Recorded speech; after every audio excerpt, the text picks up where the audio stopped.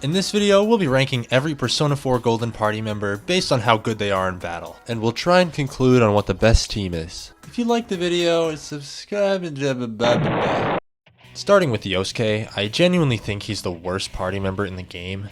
His stats make him an all-rounder, so he doesn't specialize in anything. He uses wind and mainly focuses on status effect moves, which can only be so useful. He also has extremely lackluster physical skills that don't do enough damage. The Kaja can be useful, and his accuracy buff is nice, but objectively the weakest of the three. He goes in C tier. No good! Chie is a commitment character. If you stick with her, she can be a physical powerhouse. Early game Chie is either B or C tier, but late game Chie can consistently rack out huge chunks of damage, learning moves like Agniasta and God's Hand. She's pretty much a nerfed Ryuji. Only use her magic for hitting weaknesses. She learns Bufudyne extremely late game. If you focus on charge buffs paired with physical skills, she can be really good.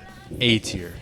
Yukiko is the strongest party member in the game. She specializes in fire and healing skills and has a pretty limited moveset in terms of variety. Her stats carry her into S tier, having the highest magic stat in the game, which in turn lets you deal out tons of fire damage. She learns Mediarama pretty early too, which can come in clutch for the Shadow Teddy fight.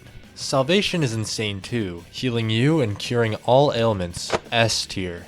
Kanji focuses on single strike physical moves like Kill Rush and Fatal End, and generally can melt bosses pretty easily.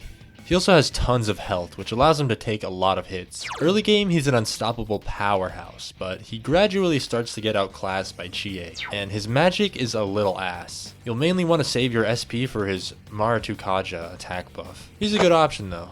B tier. Teddy is another magic-heavy party member, mainly using ice and support skills like Bear Diorama, Mataru Kaja, and Energy Shower, which can be extremely versatile. He picks up the slack left by Chie in magic, using ice and having high stats in said category. Is he better than Yukiko? Perhaps not. Teddy unlocks this game's version of Metronome from Pokemon, titled Kamui Miracle. It's complete ass, but it's a funny move. B tier. Naoto, not gonna lie, she's pretty bad. She can learn every element in the game, which sounds good, but in reality her stats are horrible, suffering the same fate as Yosuke. She's pretty good against regular enemies with insta-kill, but against bosses she struggles to get in good damage. The only notable strategy would be to spam Mind Charge and Agadine consecutively. C tier.